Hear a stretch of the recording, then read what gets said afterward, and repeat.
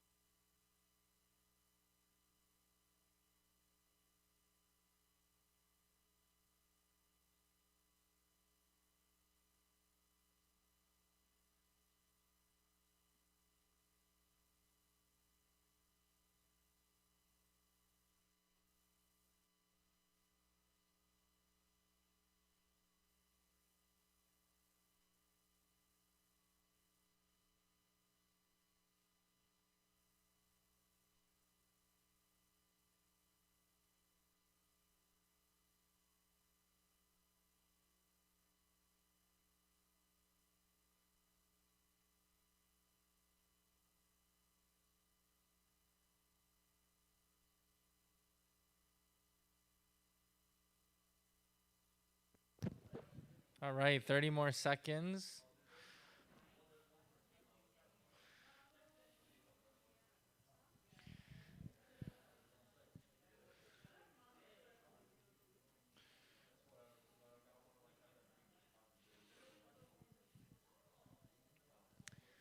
All right, let's close it. Let's wrap it up now. We can continue those conversations during forum and small group. All right. So, anyone, again, the second thing we do is anyone have a spiritual thing, a spiritual conversation they had this week, a moment of reflection with someone, and an opportunity to evangelize this week, and that they feel comfortable sharing today? Anyone have that kind of opportunity this week?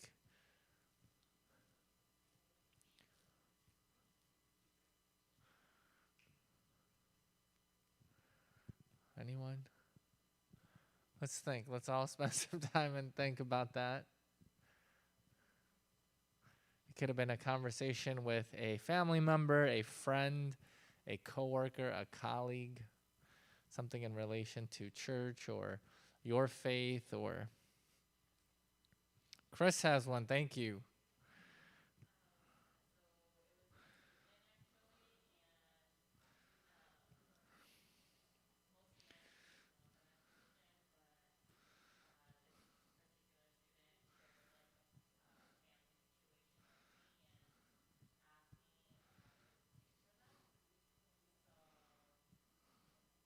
Oh, wow. Great.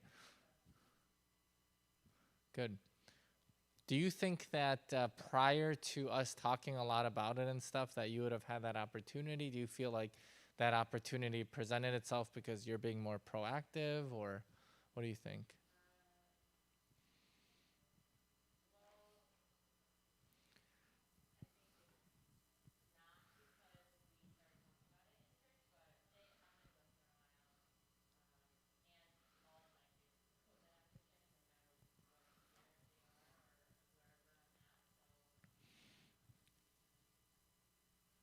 Yeah, sounds good. Thank you. And that's kind of the opportunity. I really want you guys to challenge yourself. And again, it's not like a punishment, or, it's not to call people out, but, uh, you know, we really do want this to be something that is consistent, in people's life. And I would like to hear from people who aren't, talking or giving examples. And that might mean, and I challenge the small group leaders to challenge themselves. And I think everyone here needs to challenge themselves. And those opportunities won't come. And I think I've started to realize that unless I'm putting myself out there and I'm challenging myself to do that. Okay, some announcements. Small group was this week. Leaders meeting, guys, is on Tuesday, and so please participate. So we decided that we're gonna switch small groups every 6 months. The leaders and the groups themselves will change. So in July 1st or the first week of July, we're going to switch. I don't know exactly how that's going to fall, but the reason I'm bringing that up is if you have any interest in being a small group leader, so the small group leaders, please talk to your small group members about being a leader and leading a group. We're going to have applications out. It's very, very quick. It's only it'll take you a few minutes, but we'll do that in June. And we're hoping to have maybe some new leaders, and we'll have different groups and things like that. So just keep that in mind. And no matter how old you are, you could be a leader. So we will, again, it depends on where you are as far as your responsibility and your faith and what we deem is appropriate. Next week, I'm excited, social event, May 16th after church. So basically, you just have to come. We're just going to, after church, have a time of grilling. I think we're going to have some food, just a little social time. I looked at the weather. It should be okay in the 60s and not raining. So hopefully that stays that way. And we'll do it outside so we can maintain social distancing and be safe. And Chris, and I volunteered Jesse to help Chris organize next week. So they will help. So come hungry. If you guys have any special requests, Chris and Jesse are the people to reach out to about, oh, I like this. I want to try eating this. Or, can we have this to drink? Or can we have that for dessert? So you guys could reach out to them. Positive things. There's not that much going on, but Ethel and I got engaged. So let's give us a round of applause. Daniel was very curious about the ring. So Ethel, please show Daniel the ring. Let's see, please. He asked specifically, why aren't you wearing your ring? We were not engaged at the time. We're engaged now, so there's her ring. Okay.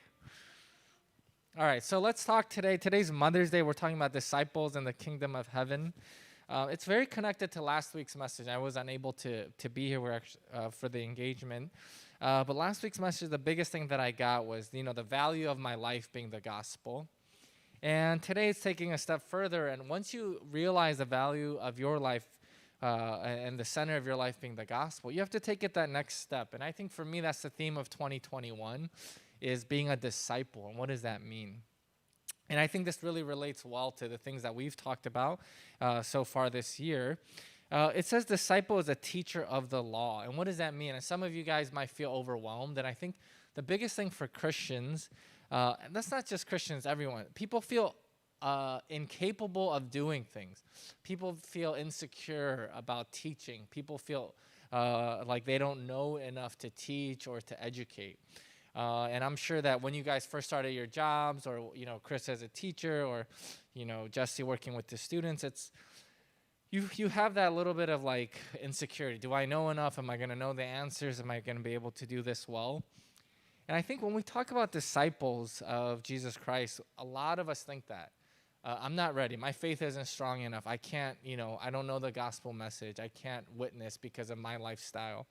And part of what we're talking about is overcoming that, right? And how do you overcome that?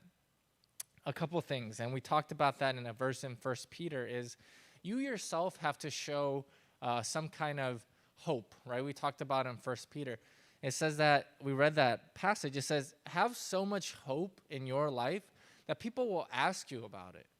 And I think that is so relevant to today, and it's so relevant to our lives, is that, it's something that I try to have. I try to be someone who, in my workplace and with my friends, is someone who offers hope, is someone who is being able to support other people, is someone that people want to come and talk to for advice.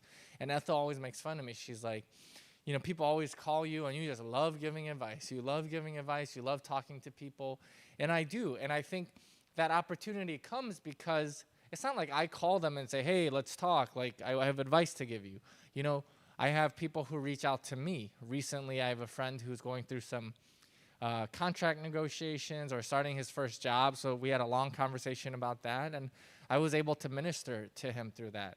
I actually had a friend just text me this morning about his father. And his father is actually going through a lot of health problems, and they wanted to kind of talk about what options there are and, what decisions to make. And so those are opportunities that I have, right? Because I put myself out there. I try to be a beacon of hope. I try to offer advice that is helpful. So that's one thing that you guys have to kind of reflect on in your own life. What kind of person are you, right? I think I always think about that. When someone describes you, what do they say? And I can already tell you based on, within 5 or 10 minutes of talking to everyone here or seeing their observation, I can tell you pretty quickly what kind of person you are. I don't know all the details, but I could summarize you fairly quickly, right? And some of you, it's a positive thing. This person, they're a leader. They are responsible. They clearly take their faith and their life seriously. Other people, and even people in this room, they're irresponsible. I can't trust them to do tasks. I don't know what direction they have in life. And so really quickly, and if I could see that within 5 to 10 minutes, other people in your life could see that, whether it's your family, whether it's your friends, whether it's your teachers, whether it's your parents, they could see, what kind of person is this? And if we're people that talk about evangelism, because everyone here, we've heard the message. We've heard about the message of going to 237 nations. And yet we ourselves don't handle ourselves, or we ourselves aren't people who can really minister to others, then, I always think it's kind of weird. We pray about evangelism, but yet we can't, hold ourselves to that standard, or we can't evangelize to those around us. And it says, what is a teacher of the law? What is a disciple? Someone who brings out of his storeroom new treasures as well as old. And what does that mean? Someone bringing out new treasures as well as old treasures. The way that I see that is, all of you guys, I think you guys were telling me, some of the younger remnants, that you guys had to learn the gospel message and try to preach it to a tree as like a opportunity, or just a way to memorize it. And to me, that's like the old treasure, right? You have the gospel message that so you're able to witness in that way. But that's not how it ends, right? If you that's all the gospel message, you're sharing it with all these people, but have nothing new to share, nothing new in your life, no new examples in your life, then I really feel like the evangelism just stops there. And that's how I interpreted the new treasures as well as the old. The old treasures are the things that we know, the gospel message, salvation.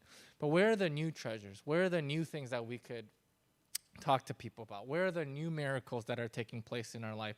Where are the new examples that we have in our life? And then the second big thing we talked about is the power in faith. And as you saw in the last verse of today's passage, it says, because of their lack of faith, there were very few miracles that took place in the town. And that's something that I always challenge myself to, is how much faith do I have, right?